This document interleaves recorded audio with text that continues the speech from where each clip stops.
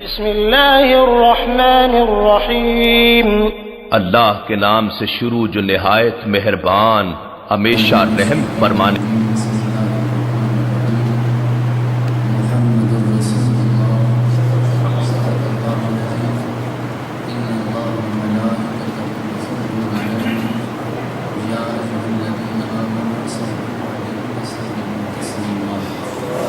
خوش نصیبی، یہ سعادت مندی میرا رب جسے چاہے اسے عطا کرتا ہے۔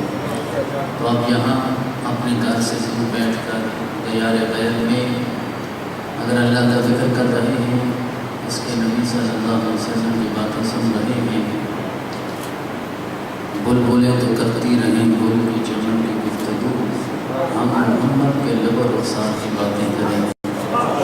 یہ سعادت ہر ایک کے حصہ میں نہیں آتی۔ اللہ اس سعادت کو دائمی بنائے اور ہمیشہ آپ کو اسی طرح اپنا ذکر کرنے کی توفیق عطا فرمائے، اور اپنے ذکر کے صدقہ آپ کی تمام مشکلات کو دور فرمائے، آپ کے رزق میں اضافہ فرمائے، آپ کی زندگی میں خیر و برکت کا نزول فرمائے، آپ کے تمام مسائل کو آسان فرمائے۔ میرا آقا صلی اللہ علیہ وسلم نے ارشاد فرمایا کہ میرے صحابہ، اگر تم زندہ اور مردہ انسان میں فرق سمجھنا چاہتے ہو تو اس کی دو علامات ہیں۔ آپ نے ارشاد فرمایا، ہم تو یہ سمجھتے ہیں کہ جو انسان سانس لیتا ہے، چلتا ہے، پھرتا ہے، کھانا کھاتا ہے، زندگی کے معاملات کرتا ہے، ہم اسے زندہ تصور کرتے ہیں۔ جو چارپائی میں لیٹ جاتا ہے، بے حس بے حرکت ہو جاتا ہے اور سانس تک نہیں لے سکتا، غسل بھی اس کو دوسرے لوگ دیتے ہیں اور پھر قبر کے گڑھے میں گرا دیا جاتا ہے، ہم اسے مردہ سمجھتے ہیں۔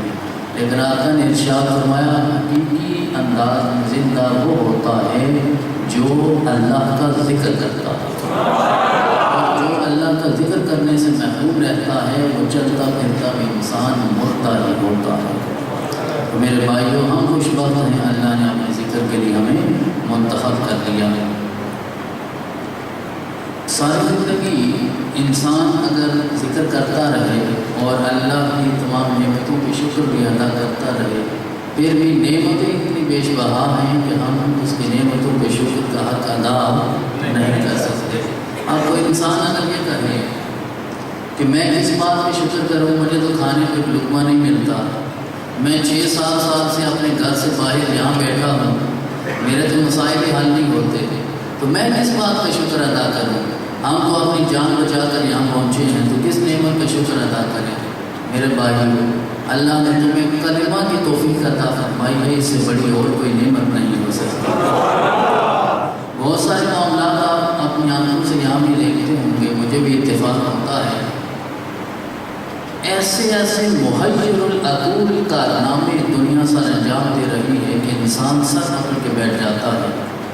اگر آپ کو اتفاق ہو UAE میں دبئی جانے کا، تو وہاں دنیا کی جو سب سے بڑی وہ بلڈنگ ہے جسے برج خلیفہ وہ کہتے ہیں، اس کے نیچے انہوں نے ایک فاؤنٹین، ایک چشمہ لگایا ہے، اور اس ہزار چشمے ہیں، لیکن اس چشمے کی خصوصیت یہ ہے کہ جب وہ چشمہ چلتا ہے تو ساتھ میوزک چلتا ہے، میوزک، اور میوزک کا اتار چڑھاؤ اس کے ساتھ چشمے کے پانی کا اتار چڑھاؤ بھی ہوتا ہے، تو اس سر اور ساز کے ساتھ میوزک چلتا، اس انداز میں اردو ہو، انگلش ہو، عربک ہو، جو بھی وہ سارا ایک انہوں نے ایسا کام کیا ہے کہ انسان کی حیرت کم ہو جاتی ہے۔ جب میں نے پہلی بار دیکھا تو میرے دل میں یہی سوال آیا کہ جس انسان نے یہ کارنامہ سر انجام دیا ہے، یقیناً وہ غیر مسلم انجینئر ہوگا جس نے یہ کام کیا ہے۔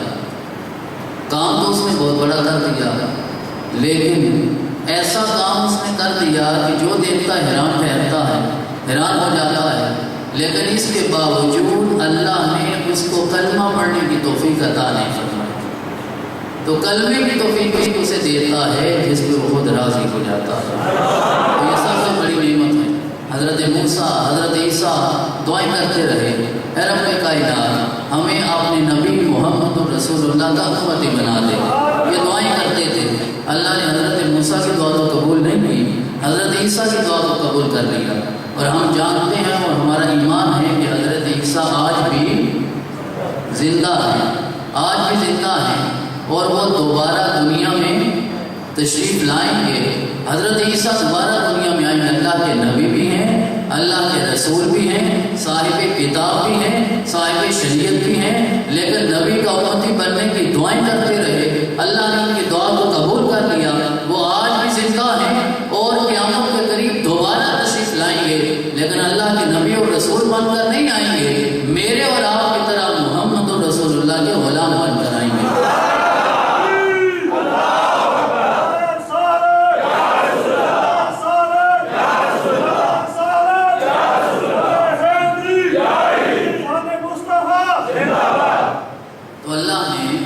یہ سعادت اور توفیق ہمیں عطا فرمائی ہے کہ بن مانگے اپنے نبی کا متی ہمیں بنا دیا۔ اس سے بڑا نہ کوئی احسان ہو سکتا ہے، نہ کوئی نعمت ہو سکتی ہے، اور ہم سب کی بخشش کی ذمہ داری بھی حضور صلی اللہ علیہ وسلم نے آپ نے ذمہ لی ہے، اور یقیناً ہماری کوشش ہوگی۔ میرے بھائیو، آیت کریمہ جو میں نے پڑھی محمد اور رسول اللہ، یہ ہمارے کلمے کا حصہ بھی ہے ایسا؟ کلمہ آتا ہے کسی کو؟ جی اچھا۔ اور اس کے بعد یہ قرآن پاک میں 26ویں پارے میں سورہ فتح کی جو آخری آیت ہے اس کا پہلا جز بھی ہے محمد الرسول اللہ، کہ محمد اللہ کے رسول ہیں۔ اب بات کی سمجھ یہ نہیں آتی، کیا حضرت آدم اللہ کے رسول اور نبی نہیں ہیں؟ کیا ابراہیم نہیں ہے؟ کیا موسیٰ کو اللہ نے نہیں بھیجا؟ کیا عیسیٰ کو اللہ نے نہیں بھیجا؟ پورے قرآن میں دیکھیں کہیں نہیں کہا کہ آدم رسول اللہ، کہیں نہیں فرمایا ابراہیم رسول اللہ، کہیں نہیں فرمایا موسیٰ رسول اللہ، کہیں نہیں فرمایا عیسیٰ رسول اللہ۔ اس کی وجہ کیا ہے؟ آپ نے نبی کی باری آئی تو وعدے اعلان کر دیا کہ رب بھی اعلان کرتا ہے کہ محمد الرسول اللہ۔ میرے بھائیو، جب بھی کوئی نبی آتا ہے تو اس کی تائید و نصرت کے لیے رب کائنات سے کوئی معجزہ لے کر بھیجتا ہے۔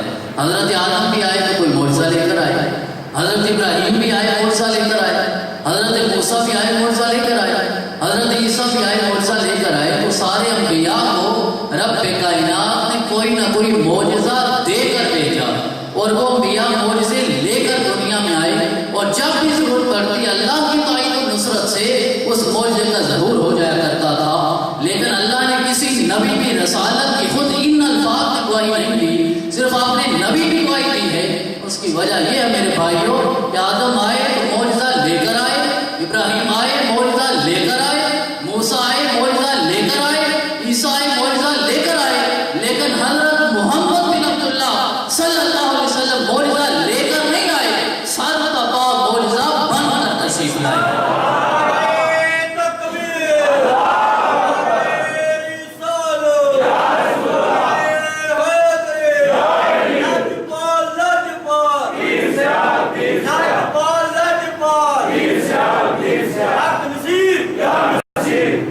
میرے بھائیو، اللہ نے اپنے نبی کو معجزہ دے کر بھی بھیجا، سر تپا معجزہ بنا کر بھیجا ہے۔ اس لیے اعلان کر دیا محمد الرسول اللہ کہ میرے محمد تو سر تپا رسول ہی رسول ہے۔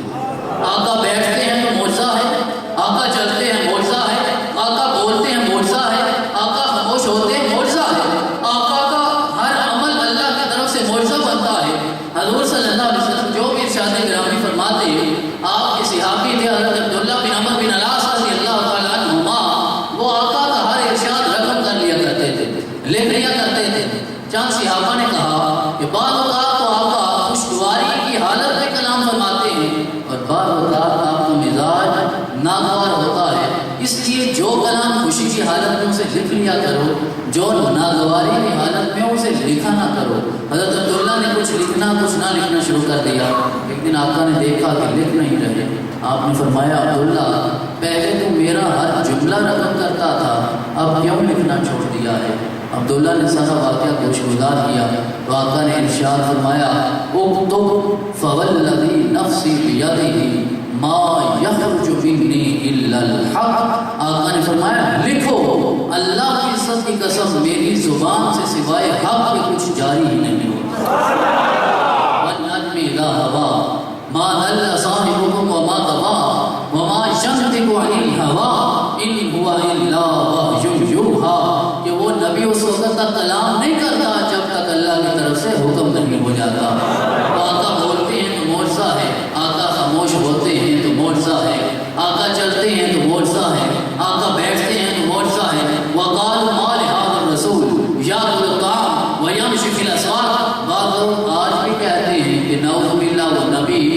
ہمارے جیسا ہے، کہتے ہیں نا، لیکن ہم کہتے ہیں کہ ہم اس نبی کے قدموں کی خاک کے برابر بھی نہیں ہو سکتے۔ تو ایسے لوگ میرے آقا کے زمانہ میں بھی موجود تھے جن کا اعتراض یہ ہوتا تھا، وَقَالُوا مَا لِهَذَا الرَّسُولِ يَأْكُلُ الطَّعَامَ وَيَمْشِي فِي الْأَسْوَاقِ، وہ یہ کہتے تھے یہ کیسا رسول ہے، یہ کیسے رسول ہو سکتا ہے، جس طرح ہم کھاتے ہیں یہ بھی کھاتا ہے، جس طرح ہم بازاروں میں چلتے ہیں یہ بھی چلتا ہے۔ تو یہ اعتراض کافی تھا، آج بھی ہے۔ میرے رب نے بتا دیا کہ وہ نبی تمہارے جیسا نہیں ہو سکتا۔ تم سمجھتے ہو ہم کھاتے ہیں وہ بھی کھاتا ہے، ارے اس نبی کو کھانے کی ضرورت نہیں ہے۔ آقا نے ایام وصال رکھنا شروع کر دیے، صوم وصال کے ایام تھے، صحابہ نے دیکھا کہ آقا نہ دن نہ رات مسلسل روزے کی حالت میں ہیں، صحابہ نے بھی روزے رکھنے شروع کر دیے۔ 2 دن گزرے، 4 دن گزرے، صحابہ افطار نہیں کر رہے، حالت کمزور ہو رہی ہے، ادا کر رہے۔ پوچھا میرے غلاموں تمہاری یہ حالت کیوں ہوئی ہے؟ صحابہ نے عرض کیا یا رسول اللہ ہم بھی آپ کی طرح صوم وصال میں ہیں۔ میرے آقا نے ارشاد فرمایا ایکم مثلی، تم میں سے کون ہے ایسا جو محمد رسول اللہ کی مثل ہو؟ ابھی تو ایک طرف بھی وہو یطعمنی و یسقینی، ارے میں ہر رات رب ذوالجلال کی بارگاہ میں گزارتا ہوں، مجھے کھلاتا بھی ہے وہ مجھے پلاتا بھی ہے۔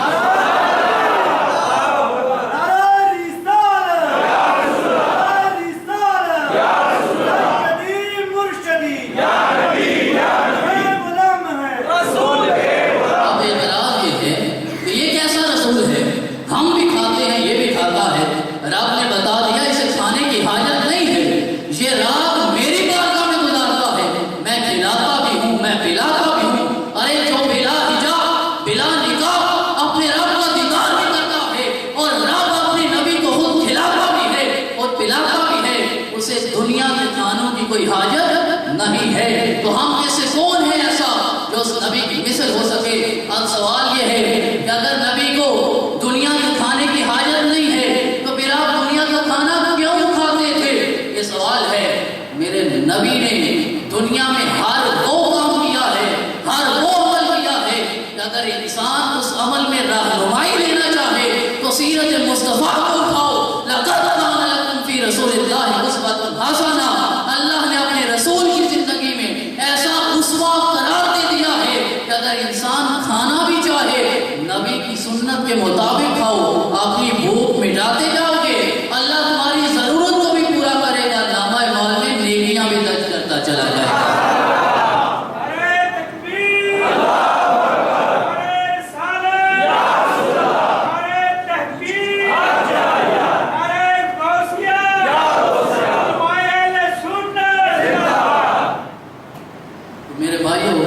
آپ ذرا سوچیں، مجھے پیاس لگتی ہے، پانی کی طلب ہے، میں پانی پینا چاہتا ہوں، اب وہ پانی میری ضرورت کو پورا کر رہا ہے، لیکن جب میں نبی کی سیرت کو کھولتا ہوں، نبی نے بتا دیا کہ میرے غلاموں پانی کی حاجت تمہیں ہے، پانی پیو، بیٹھ کر پیو، اللہ کا نام لے کر پیو، 3 گھونٹوں میں پیو، ہماری پیاس بھی بجھے گی، نامہ اعمال میں رب نیکیاں بھی درج کرتا چلا جائے گا۔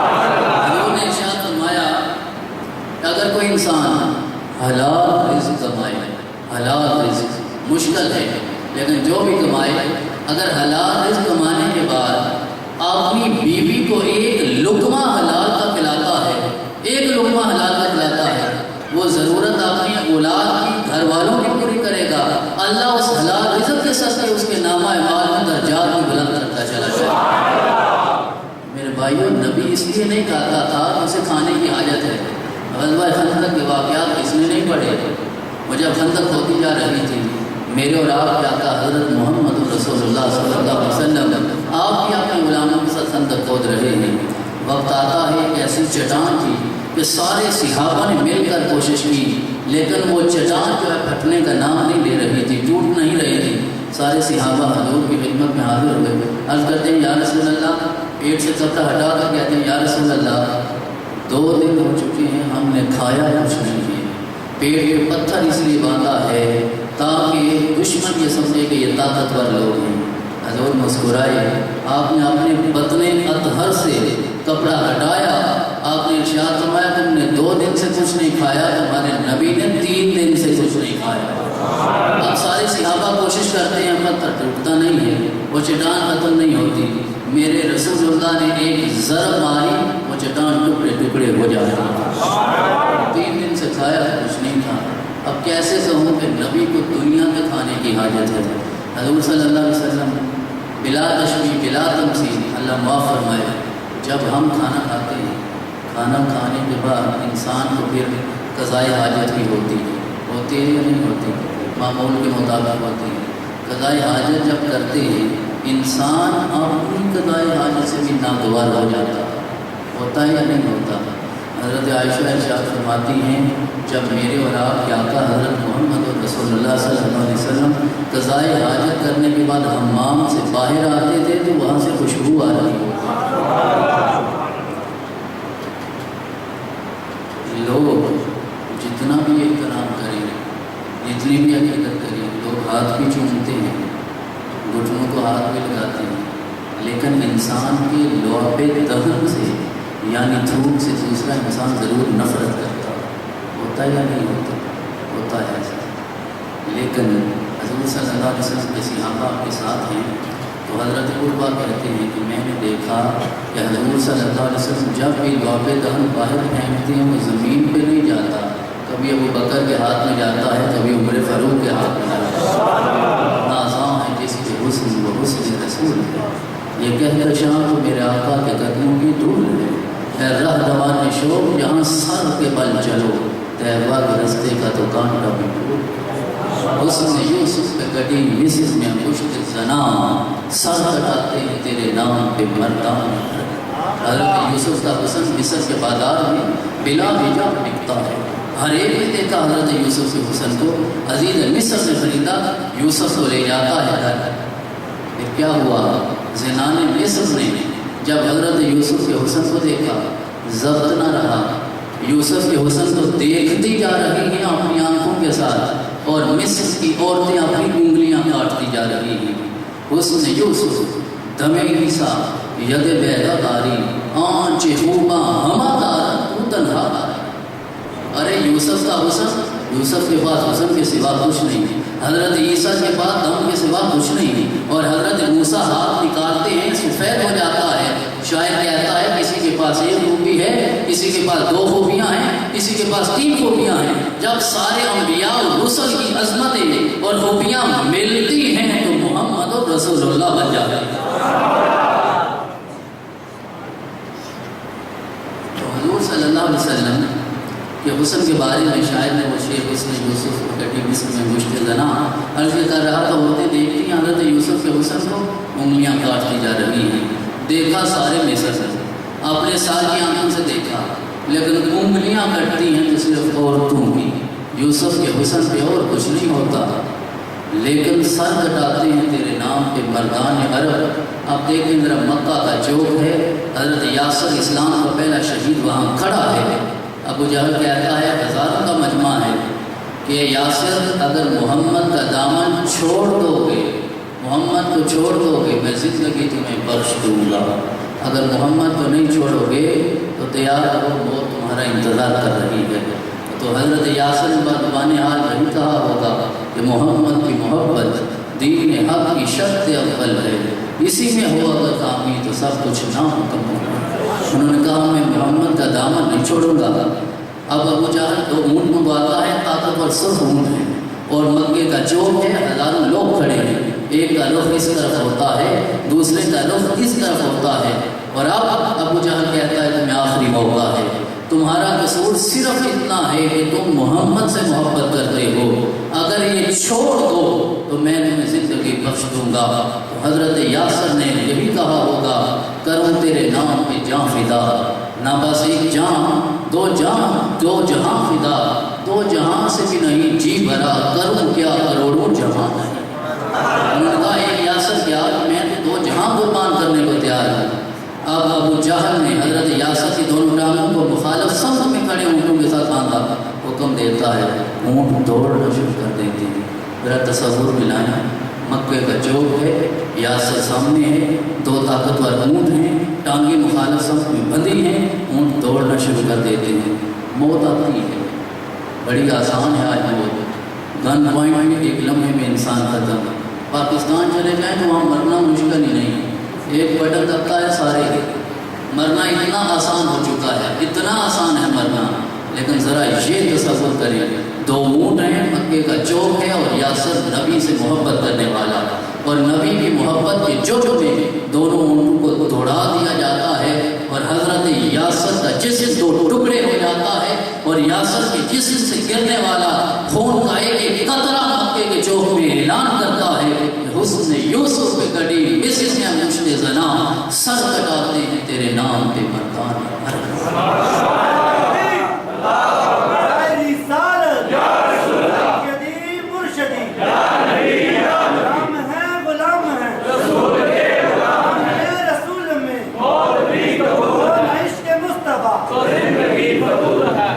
میرے بھائیوں، میرے آقا کا جو بھی ذکر ہم کریں، جو بھی وصف ہم چھیڑیں، ہزارہ باتیں سامنے آتی ہیں اور انسان چاہتا ہے ذکر ہوتا ہے، لیکن وقت کی پابندی کو ملحوظ خاطر رکھتے ہوئے ایک حدیث بات عرض کروں گا جس میں حضور صلی اللہ علیہ وسلم نے اپنے فضائل خود بیان فرمائے ہیں۔ میرا تو فرض بنتا ہے کہ میں اپنے نبی کی شان بیان کروں، آپ کا بھی بنتا ہے، جو عالم دین آئے، کوئی پیر صاحب آئیں، کوئی شیخ کامل آئیں، ہر ایک کا فرض بنتا ہے، علی کا، عثمان کا، عمر کا، ابو بکر کا، سب کا بنتا ہے۔